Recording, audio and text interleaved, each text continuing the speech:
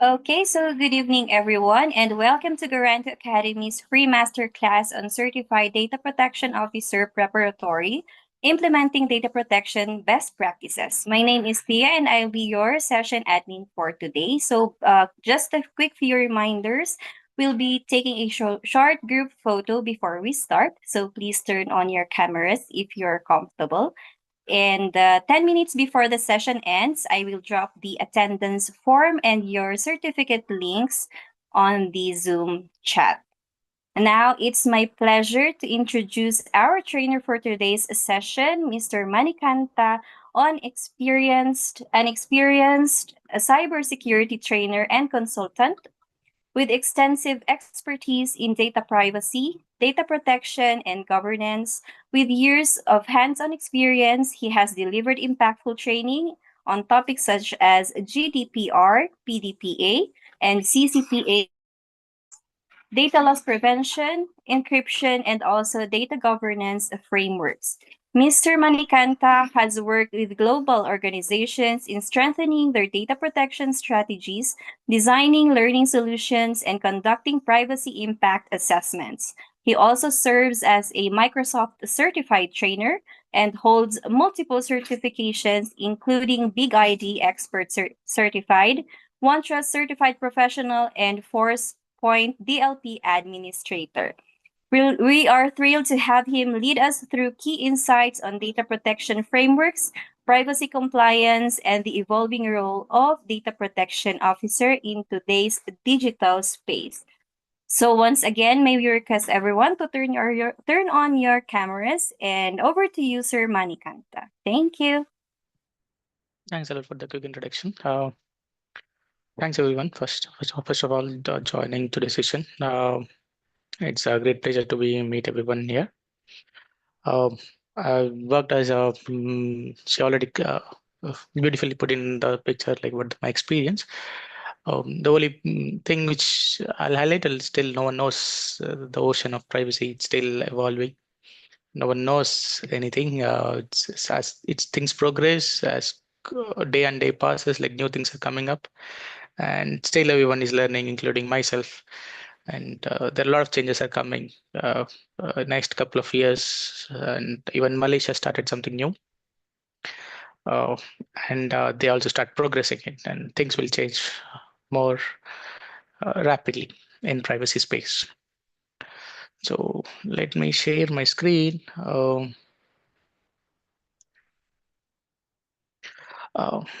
so uh, I'll give a little background to this. Okay.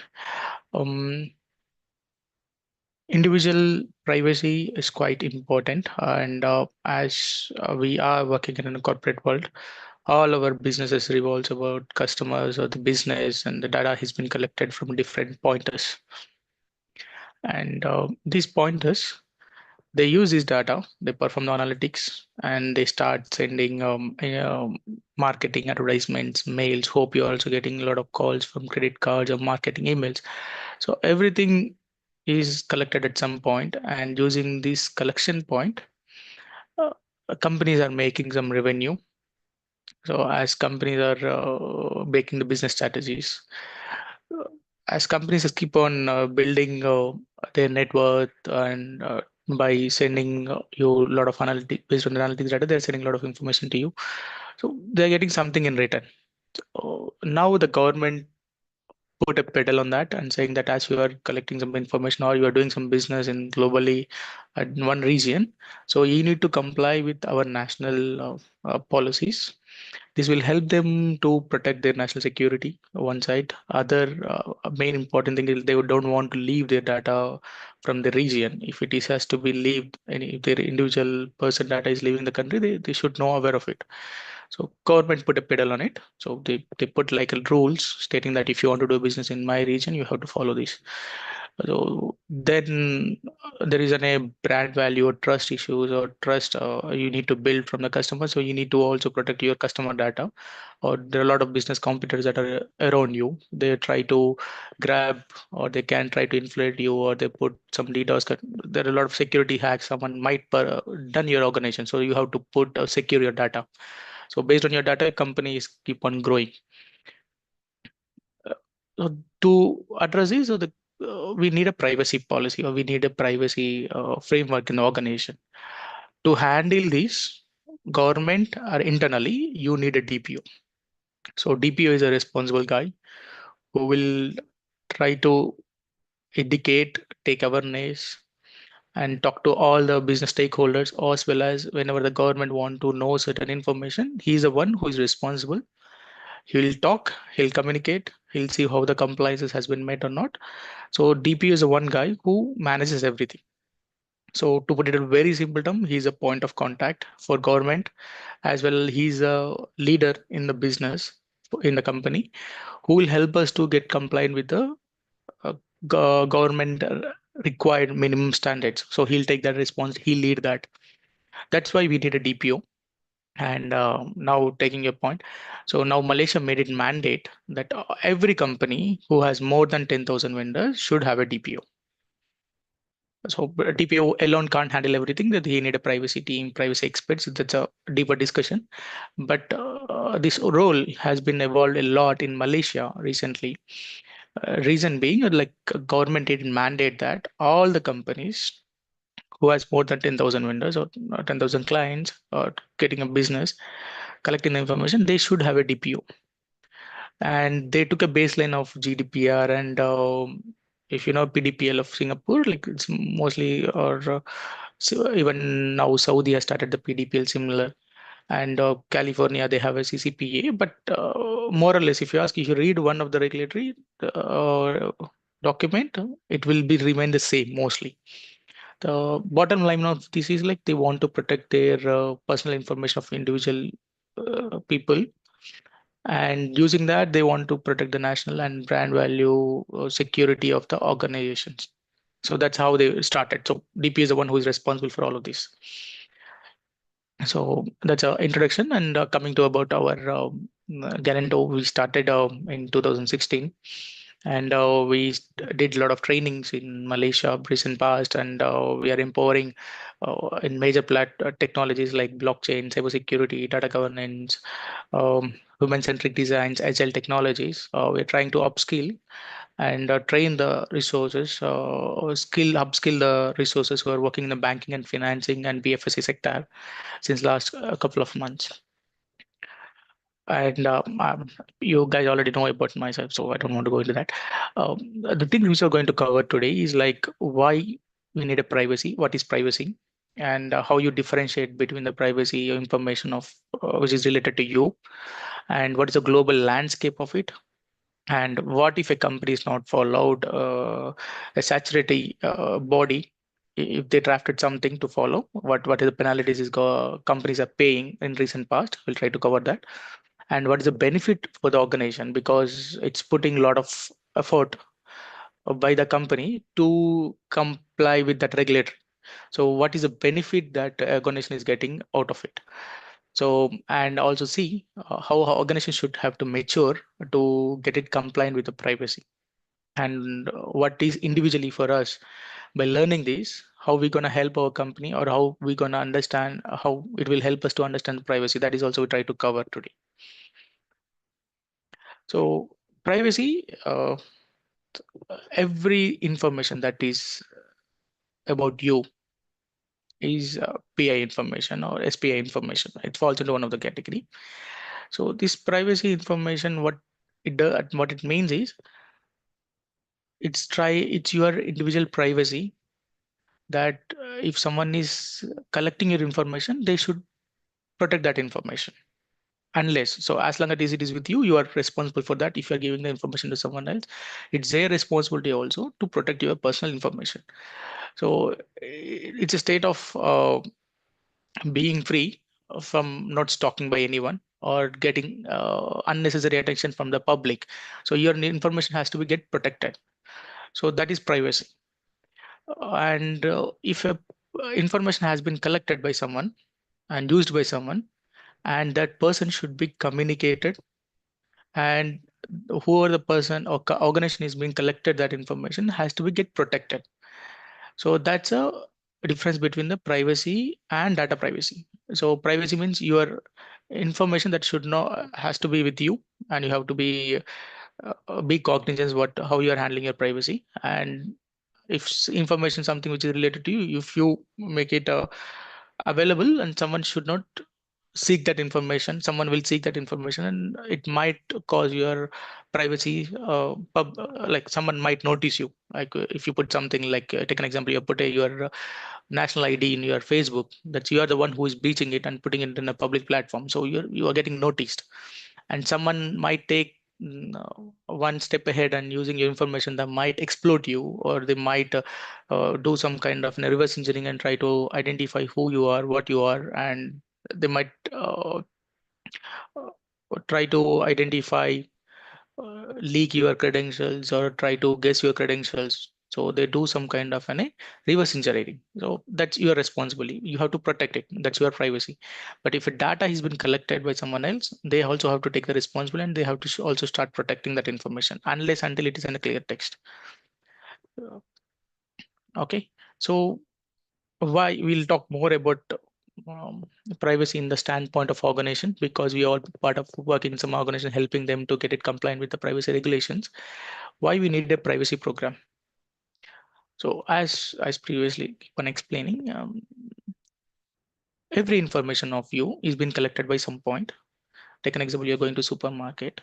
So when you're purchasing some groceries, they'll collect your phone number, they collect your first name, last name, and they start linking with all the groceries you are uh, buying from that particular shop or location. They are putting in some system. That system is located in some X point, and they're storing everything in a database. So when you are going the next time in the same supermarket, they stop asking all of these questions. They're asking only your phone number, and using that phone number, they're getting all your data.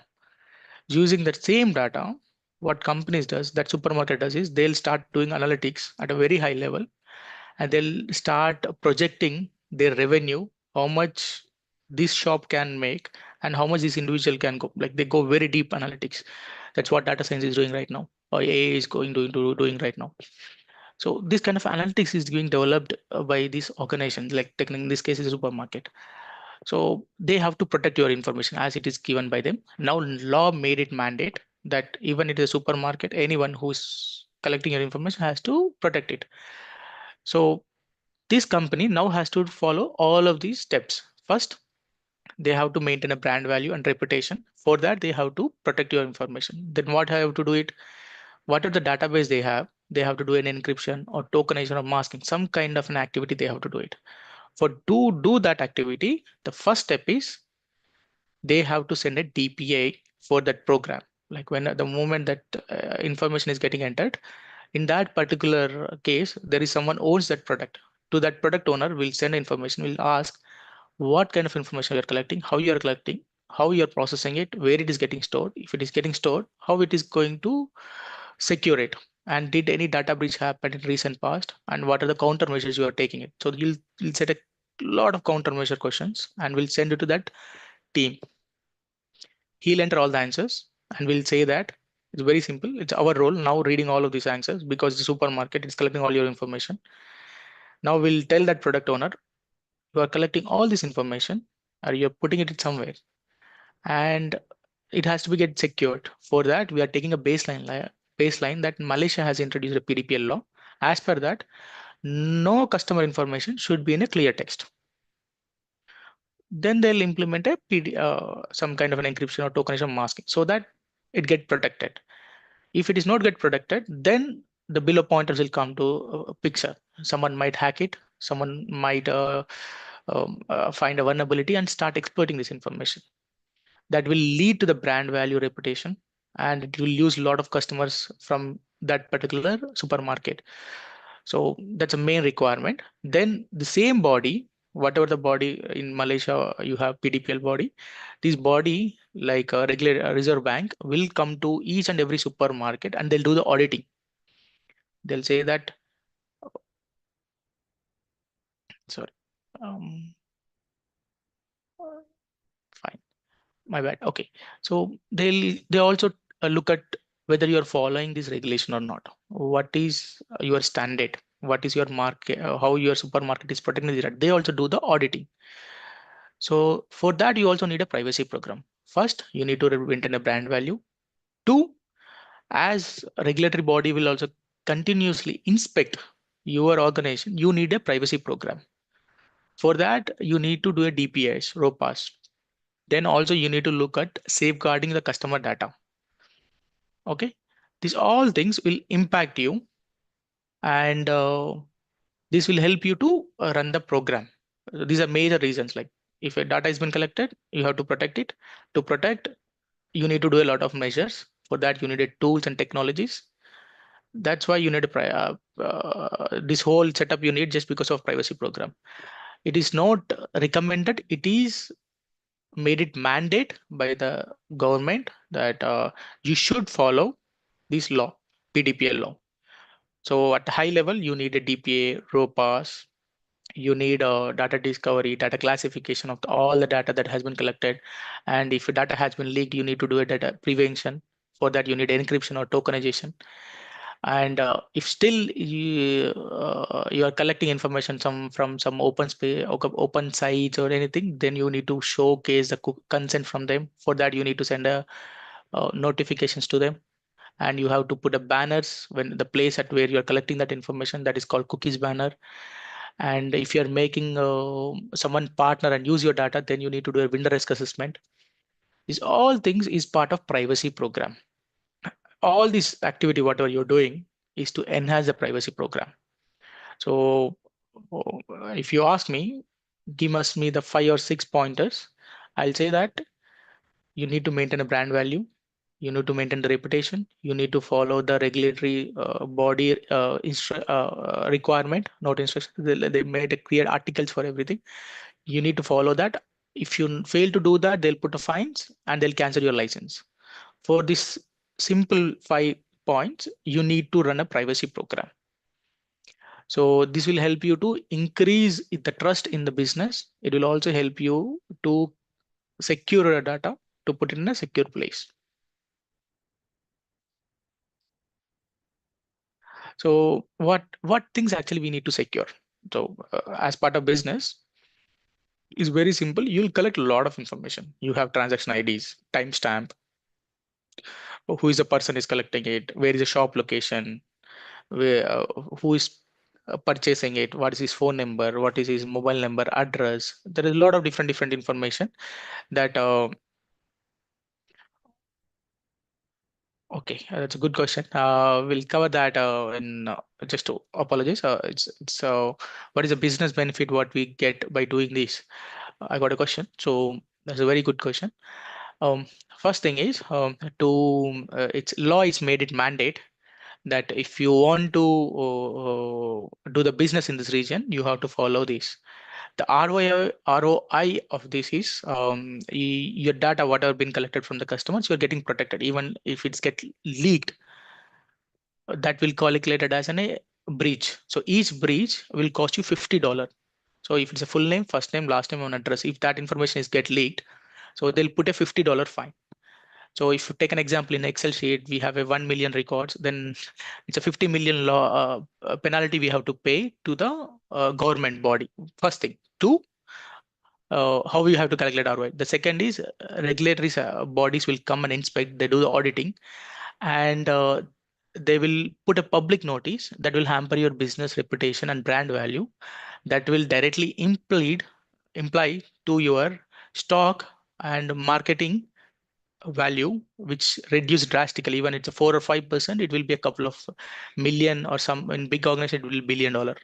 So that's ROI, how you have to calculate it. It's if you ask me, because I worked with a lot of major banks, the ROI it's more about how to protect and secure it of your customer data, that increase your brand value, that we can't directly calculate in ROI. It's you have to put it in a reverse way. It's you have to calculate it based on, if we don't follow, how much penalty we are paying it, and what is the brand value and reputation we are losing it. So based on that, if you have a breach that occurred, or a similar competitor of your business has done something wrong, and if they paid a penalty, based on that you can calculate the ROI. That will help you to come up with some numbers. Mm, no, they won't put a tax on corporate. Um,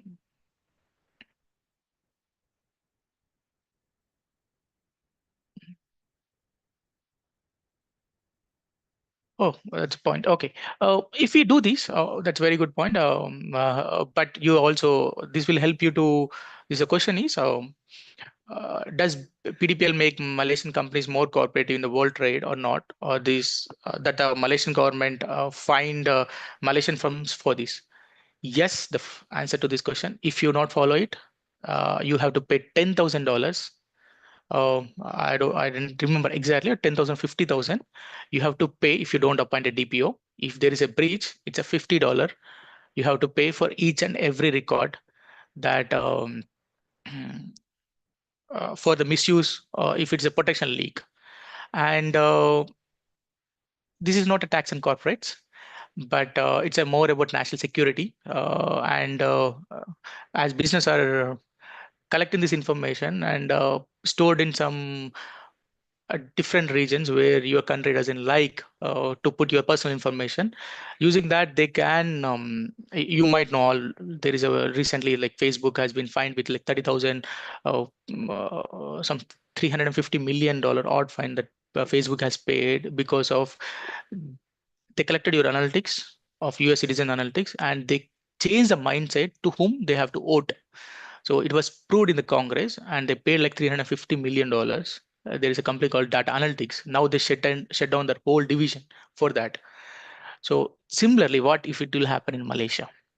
Can we change the opinion of a person? Yes. Can we put advertisements and change their opinion? Yes. So to restrict it, so because take an example, your company is related to um, mm, social platform like WeChat or WhatsApp. They're collecting your information. So if you're chatting with someone, they collect this information. And if what if WhatsApp open a API to a third party without your consent? So they can using that information in your personal chat. If it is taken, so it's not end-to-end encryption. Yeah, WhatsApp actually is end-to-end encryption. But if what if it is not? So they collect your information. They can change your opinion by sending your advertisement. The best example is now your mic is open. Okay, there are 50 apps installed in your machine. Okay, you say that I want to buy a laptop, Apple laptop. Like in next 1 hour, you start seeing Apple ads in your laptop. How they are doing it? Like, because someone is recording, someone is collecting information from your mic, and they start sending advertisements. That's Google Analytics. To prevent that, Malaysia started this initiative. Like someone should not um, uh, get into your private space and collect your information. Using that, they should not change your opinions of doing some activity or changing your opinion. To restrict that, they started this. That's a one thing. To this one.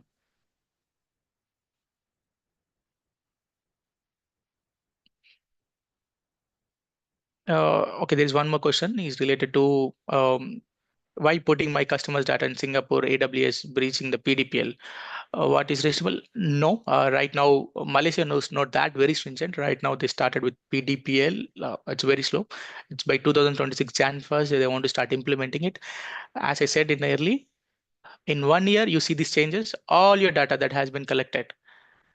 Uh, if you're doing a business, they will make it sure that all the data is stored inside your data center or inside your region. So if they have some friendly countries, they might give some exceptions. Like if they are very close with some country, they say that they might allow you. But for that, they'll draft up policies. And the second, the law clearly states now that all the data that PA information is collecting has to be made it protected. They'll say protected, but they didn't define how you're going to protect it. So if you ask me, because I'm a technical guy, I'll say that you have to do a protection using encryption. If encrypted data got leaked, you don't have to pay any fine. Okay.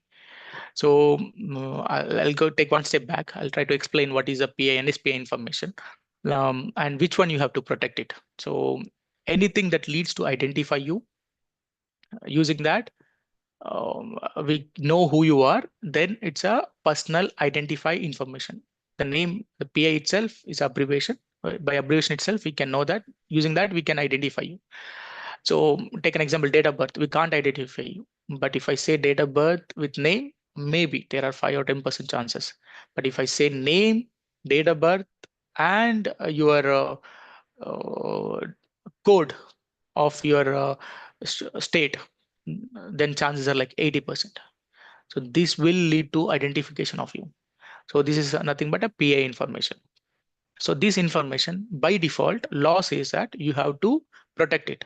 If these data got leaked and it leads to identify a person, then you have to be responsible for that leakage and you have to pay a fine. Plus, they'll put a lot of stringent measures that happens globally across. They'll might cut down your licenses. Take an example, if you're a banking client, where I worked for one of the big banking client in India, they fail to protect this information. They simply cut down all the credit cards of that bank. They simply say that we're going to pause all your credit cards, and unless you are complied by protecting this information in written and show the evidence, then only we can lift that restriction. So you might all know, like majority of the money in bank flows through credit cards and loans. If they take that one license away, the companies will cribble to make it work or run the sustain the business. So that's how they will take the strict actions on these banks. Then there is other sensitive personal information, which is very which is very personal to you, that you don't want to share with anyone. And usually companies are not now collecting this information. Previously, they do a lot because of the severity of this is very high. That people take it as very sentimental on this. So especially religions, their political opinions, their origin or their race. They now all most of the companies, like previously, if you see that whenever there is a hiring, these are mandatory fields. Now they start making an optional fields. A lot of companies start removing it if global trend, because even you collect these, you have to protect it. So these are not a uh, personal information. But it's how to put it, it's not a sensitive information, but it's a personal information. I put it that way. That leads to your personal view, or not personal view, that's your sentiment regarding that information that you don't want to share with anyone. You have to keep it very personal. You might say that what's your name, but you never say the what's your religion. It's very offense to ask someone. So that's why they put a lot of restrictions now. If you see, if you apply for any global companies like HR portals, they start removing all these fields. They made it very simple, like what's your name, first name, last name, address, your state, your phone numbers, how it's been collected. If you collect this information, this sensitive personal information, or which is very sentimental in nature, you have to take very extra care. You have to protect it, and government will go very deep when they do the auditing for this kind of a fields, and they'll look at what are kind of measures you are doing and how you interpreting this data of SPI, and are you making any APIs or anything around this. They'll do more scrutiny on this uh, if you collect this information. So you have to be very, very, very caution. So as law very strictly say that collect what is required, don't collect unnecessary information. I would personally believe that SPI is most of these fields are unnecessary information to be collected by a company, unless they have some business that has to do something with this. Okay. So these are different privacy regulations that we have globally right now. But the standout one is GDPR right now and CCPA globally. Um, why? Like if you have a business in the region, GDPR is like 43 countries, collectively 43 countries. Entire Europe will follow the GDPR, except UK. Recently came out after Brexit. So GDPR is collectively they own it. So if you want to business do there, then you have to follow GDPR. If you want to do the business in CCPA, then you have to follow it. Similarly, if you want to do a business in Malaysia, you have to follow the PDPL. There is no exceptions. So the law is very made it mandate that if you have a vendors more than 10,000, then you have to do a PDPL. To do a PDPL, there are a lot of things you have to follow. You have to follow there is something called DPA. It means you need to understand from the business how you are collecting the information, what information you are collecting, how you are protecting. Then there's something called ROPA. then third party, then vendor risk assessment, there is cookies consent, then there is a um, uh, DSAR. So there are a lot of different activities you have to do. Then there is a policy framework, privacy by design, and um, breach management. So if something happens, you have to take a cognizance, and these are all things you have made it by law. It's very mandate, so which we can't cover. This is like, each one is like a very lengthy topic. Like it will take a couple of hours to make it understand. But to put it in very simple terms, if you are operating in Malaysia, everything that is related to PI or SPI that is happening inside the company, you have to document it. That document, someone has to audit it. That's a very, very high level, I'm telling. So if you want to do a business in Malaysia and that collect that any particular technology or software tool process is collecting information, you have to understand how it is being collected, why it is being collected, where it is getting stored, how it is getting secured. That's DPO role.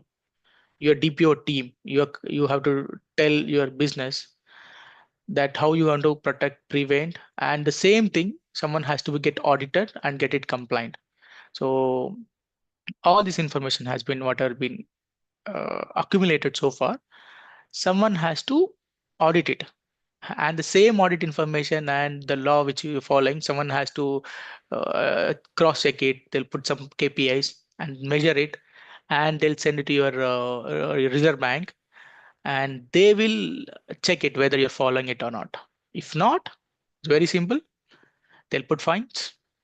They'll put some action. They'll put some public notice that you're not following this.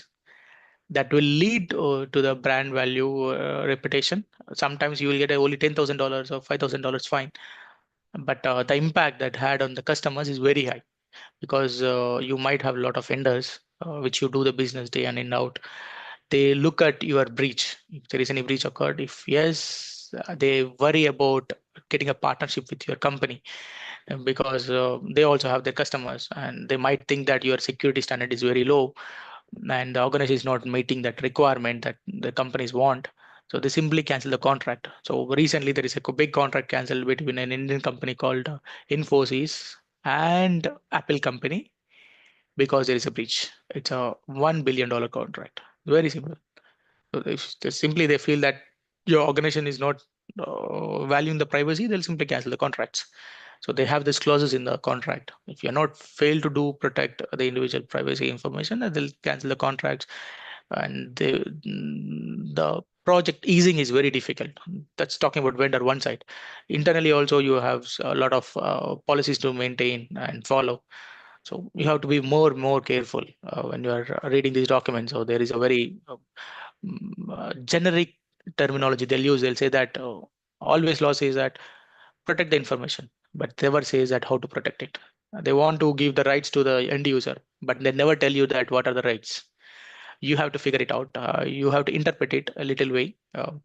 Then you have to implement it, and you have to see the how other global companies are doing it, because the law outline all they want to protect the personal information. How you want to do it as organization, they leave up to you. If mm,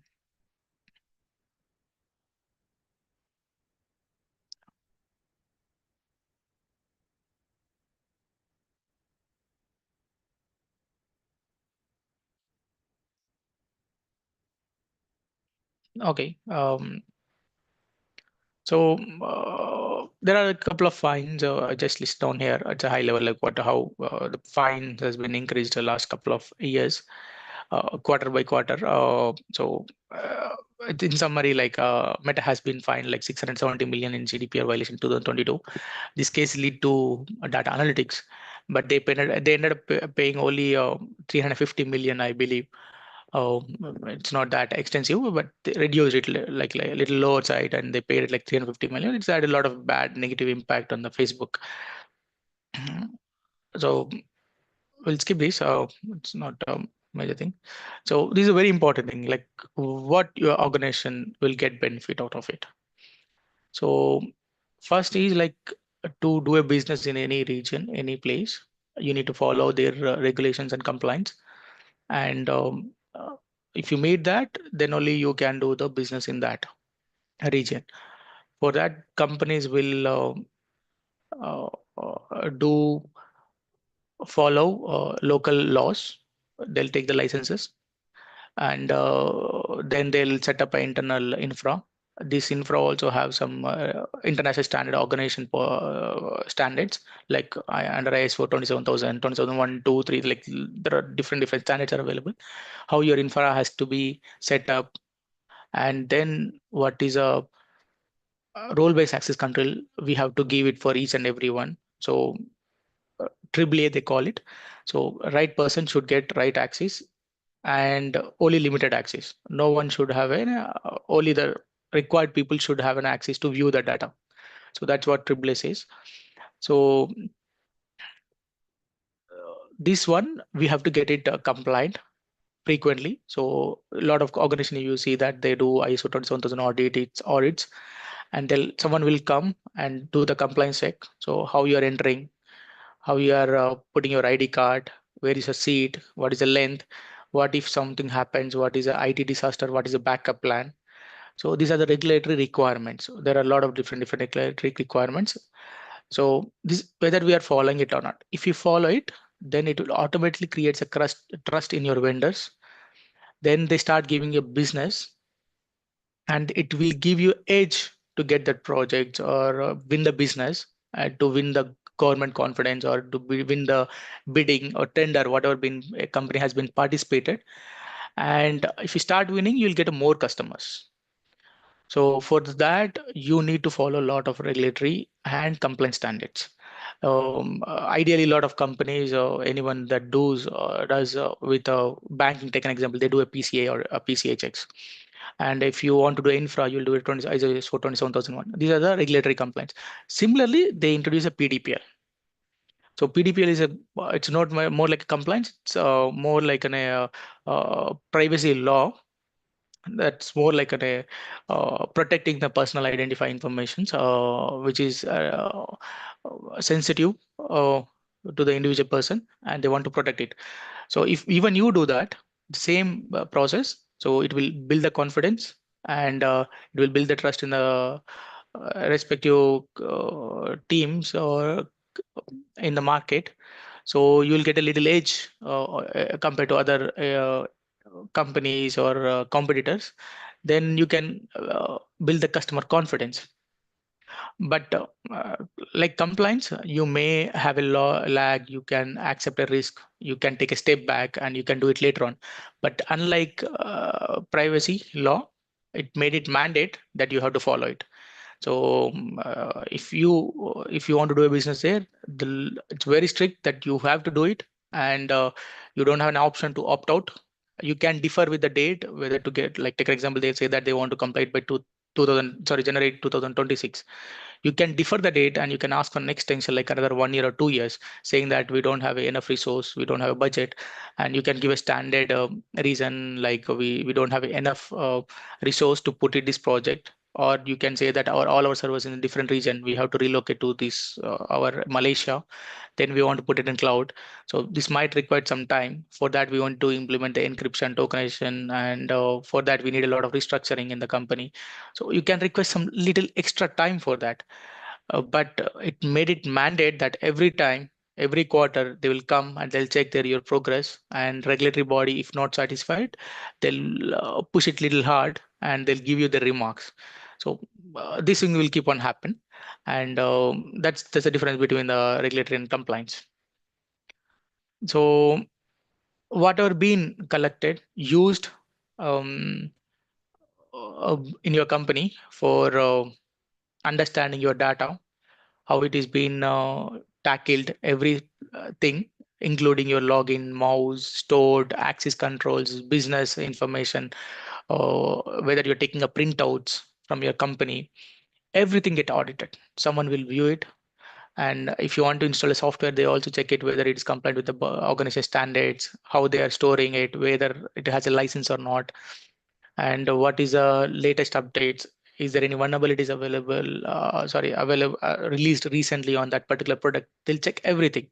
So all the checks, if someone missed it and out of hurry, business importance, or to win some business or in some particular X location, if they skip it, okay, if they skip it, audit team will identify it.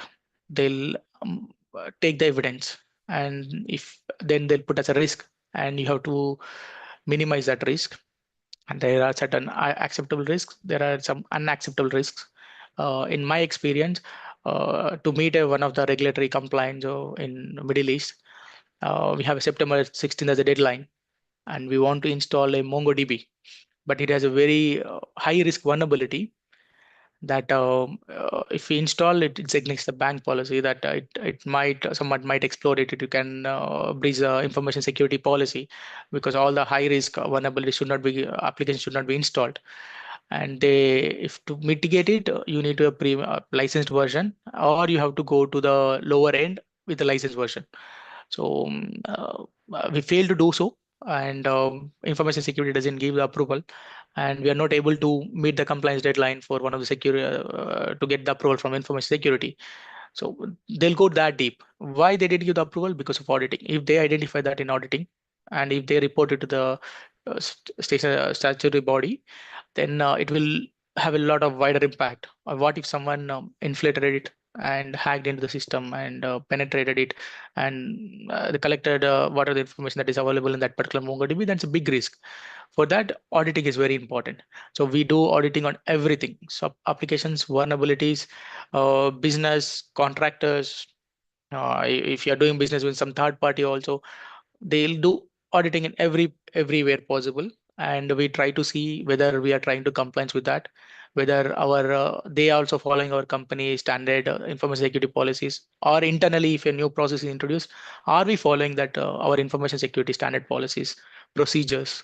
So everything we have to do it. For that, we need auditing is very important, and they'll do it very frequently. Okay, these are the principles for data processing in a company. So first thing is, like, whenever you're collecting information from the business, we have to be very transparent, and we have to say that why we are collecting it, how we are collecting it. The second thing is purpose of limitation. So if you are giving a very big form to a customer, so we have to uh, ask only the relevant questions, and we have to limit ourselves. That's what loss is. Okay, then if we are collecting, how we are collecting it and how we are doing it. We need to minimize the data as much as possible to sustain application, to run the process. We should not go beyond it. If we do that, then we might end up with a bigger risk of if we collect a lot of unnecessary information. So what had been collected also, it should be very accurate. So there are a lot of data quality issues if you saw data governance. So you're collecting a phone number, but instead of 9 digits, you are collecting a national ID. It's a bigger risk. So you need to be collect the accurate data at a starting point, entry point. We call it entry point. So if you're filling a form, you have to be very accurate what kind of a data you are getting collected from the source, and you have to be very transparent what kind of it getting collected from that, and you should not collect the unnecessary information. So once everything is been collected, everything is get stored. So the storage also we have to put limitation. It means we have to put a retention period. Whatever the data is collected, if I'm not using that data after like 5 years or 10 years, we have to archive that data. That is called storage limitation. My bad, storage limitation, or we can also call data retention. So we have to introduce that. Then whatever the data has been collected, we have to take the accountability, confidentiality, who should see it, how it has to be stored it, and how it has to be secured it. So if something happens to that, we have been responsible for that. We have to take the ownership of the data. Okay, so even we do all of this, taken a case that we try to secure it, and still there is a data breach. Okay, that's a very good possibility that, like, because if you see a lot of you see Europe since last 6 weeks or 8 weeks, I probably they hit with a massive ransom, and all the major companies are cribbling right now in the region. they lose their all the systems are getting penetrated and taken control by some hackers, black hat hackers. So they're not able to come out of it. Like all the Europe is right now facing that heat. So this is the vulnerability that caused into that situation. Okay, if you take it internally, if it happened to your organization, that is an incident. Okay, if it happened in your organization, take an example, that same ransom is hit your organization, it's an incident. But unless until the data get leaked, it's a breach. If it using that ransom, we are trying to extract that information that has a PA information, then he's exploiting that information and taking out of your network, and then that is called a breach. Again, there is a clause. Okay, even the data left your corporate, whether it's encrypted or not. If it is encrypted, you don't have to consider that as a breach. You have to just not give a notice that okay, this thing has been happened, but you don't have to inform any customers. Take an example: the ransom has hit your company, data has been breached, and it is in a clear text. Then the data has been leaked into the internet or some public platforms or dark web. Then you put there, then that's a breach. In this case, in this particular scenario, you have to inform each and every personnel who has the data has been leaked, and you have to send emails, you have to do the cold calling to each one, and you have to assure like what are the security measures you are doing it. For that, DPO is responsible. He is the one who has to lead it. So in a organization technical say, every breach is an incident. Not every incident is not a breach. So that's how we see it. So every in, uh, every incident, even you log in, you click it, someone is sending a mail out, we see that as an incident. Even you're sending information out of your corporate network, we see that as an incident because that information does have any PA or not. We'll check it. For that, we use a technology called DLP or CASB cloud solutions, and we'll try to monitor you. Or if someone is sending packets from your machine, from your server to some X place, we'll see that as incident, but that's not a breach. So every breach is an incident, but not every incident is a breach. So unless a PA information is leaked that has sensitive information that leads to identify a person, then only we consider that as a breach. Okay. Then these are the different rights you have if you are a customer in any company or any platform. You can ask this information from the organization. If they fail to do so, then they have to pay the penalty. Okay, so for that, regulatory body given a time of 30 days to get it compliant. So take an example: you purchased an Apple phone, and you given your details. These details, you want to know how much information Apple is collected. You can send a mail to their website, or there is a portal called Desire Privacy Portal. Apple has still in most of the regions, and if not, then you can say send a mail to dpo@apple.com. So they will send all the information they are collected from you. And if you want to some edit that information, you are allowed. If you want to erase your data, you are allowed. But again, company has their own policy. Law has its own policy. Law will say that you have to erase the data, but company will say that as he's a customer, we will disable it, or we'll try to archive this data or protect this data. Then only we will delete it after 5 years or 10 years. They call it data retention. Okay. So, or take an example, he is part of some crime. Then companies are directed by regulatory body, you should not delete this data. Still, you have a right, but still they can't delete it because you are involved in some crime. So you have different rights. These are not limited. It still be more that you it depends on law, but at wide level, um, what I see in industry right now, everyone will implement three or four. Okay, right to modify, right to edit, right to rectify, right to delete, they'll say, but they won't give it. Opt out or opt in, unless your organization is very matured, you can't do it. There is something called data centralization tool. Unless they implement it, they can't do it. Like law says it's mandate, but it's nothing but you want to opt out the marketing mails. If you want to do it, you have to have a data centralization tool. that is nothing but object of processing or right to data portability. So you have a right to opt in or opt out, anything. So opt-in is very easy, but opt-out, it's a little difficult right now in the market. They'll say that they're doing it, but still they're progressing in that direction. It will take couple of months, years in the down the line, because the tools which are available in the market is not that efficient to do this. Okay, so uh, okay, these are the one of the recent ISO standard. It's globally released 2019.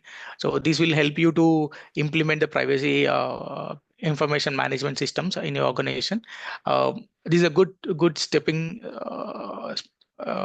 compliance to start rather than a PDPL in the organization, because it's very vast. You can't do it in a overnight, or it's like at least you need a strategy of 2 or 3 years. Privacy by design and data flow process, everything you have to design. It will take a couple of, but if you start these, like at least you get a starting point where you start basic processes, then you start going at the PDPL slowly, and that will help you to understand more in detail. Okay, so these are the few technologies that are just 5 minutes. Oh, sorry. So these are the few things you need to be key players. If you want to implement the privacy, these are the basic technologies that you need. If you need backup, recovery, archiving, discovery, encryption, tokenization, data loss, CASB, IAM. This is basic minimum you need it for any company to start something here. If you fail to do so, then you can't comply with the PDPL. So this is at least basic, because it's very simple. Law says that you have to protect everything. To protect it, you need to know where the data is. Once the data is known, you have to classify it. Then you have to protect and prevent it. Then what have been protected and prevented, if you're not using it for longer period, then you have to do a retention. So then you have to put IAM controls on this. Who has to own it? What has to be on it? How they're going to destroy it? So these are very large KPIs we have to design it to implement this. Okay, so what it is actually for you? Okay, in globally right now, there are only three roles. Or there are these roles are in matured organization. These are the different roles they have. At right now, it's like privacy. Then you have a privacy managers or assistant managers or directors in privacy. Then you have a DPO office. On top of DPO office, you report directly to the CEO. Okay, so this is if you are a social media company, then you have a DPO and chief privacy officer. Why chief privacy officer will come into the picture, I'll tell. You have an office in 50 countries, or like take an example, 10 countries. One is in Malaysia, one is in Singapore, and one is in US. Then you need a chief privacy officer who will oversee all the DPOs in that particular country. As I previously said, then very early in the beginning, DPOs will cater to the local government body, and they'll help you to comply with the company privacy standards, policy standard based on the your regulatory body requirements. Take an example, you have 10 DPOs in 10 different countries, then you need a chief privacy officer for that, like Meta, right now, even all the BP companies, Aramco's, ANB banks, Asian Development Banks, all these banks actually have a chief privacy officer. Right now, if you ask me, or if based on my experience when telling it, we don't even have a 5% of privacy people right now in the market. What law says, like law want every company should have a DPO. At least I would say like 94% companies doesn't have a DPO right now on today's. So everyone is start building their career. It's very new in the market. It's like it started like around like 9 years, 8 years, around 8 to 9 years. It's a very recent role. If you learn it, it will have a lot of upsides right now, and it's a very shortage right now because of AI. AI models. What are the most of the AI models right now is building right now? They are using the information of companies or customers' information. You see, like recently, British Telecom, one of the employee put one of the information in ChatGPT, and it exposed to the public. So those things will happen into any company. So to avoid this, like every companies need a lot of privacy folks. They have to put privacy by design in place, and they have to monitor everything. They have to do a cross checks. They have to understand what they're installing and doing it everything. So you need more privacy because of AI coming, and law also make it now mandate like all the companies should have a DPOs. DPO can't handle all the stuff what we discussed so far. You need at least a team, at least 2 or 3 people. So it's a big organization, then you need 10 people. So, so to start somewhere, we need a lot of people. Okay, these are your responsibilities. You need to talk, you need to understand, you need to monitor, you need to do help with the auditing. If there is a international transfer, data transfers, you need to do it. If a breach, you are responsible for multiple things. Anything that deals with data that comes inside and leaves outside, you have to take ownership along with the data governance and legal team. So you know everything that is happening. You should know everything that happens in the company. So that's a privacy program defines.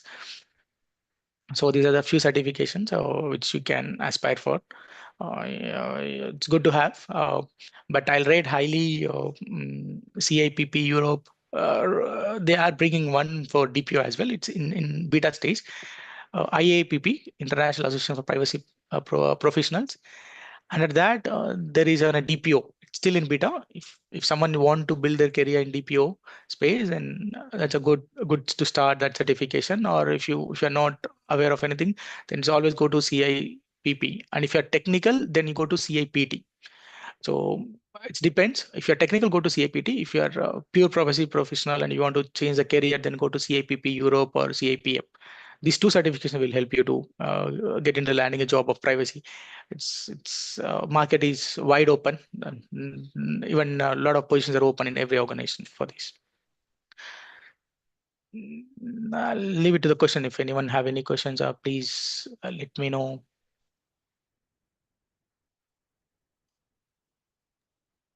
Thank you, Sir Manikanta. Any questions? If you have still, you still have a few minutes. Also, our attendance and certificate links are already on the Zoom chat. Okay. Is that all, sir? Oh, thanks everyone. And just to keep, if someone want to build a career, this is my experience because I am also not into the privacy side. I'm actually a technology guy who worked on like data governance and data protection. But there is a wide open gap for privacy. If anyone is interested to learn DPO related knowledge, if you should start with a privacy analyst. For that, you need a CAPM or DPO trainings. If anyone interested, like we do conduct a lot of trainings related to DPO and privacy.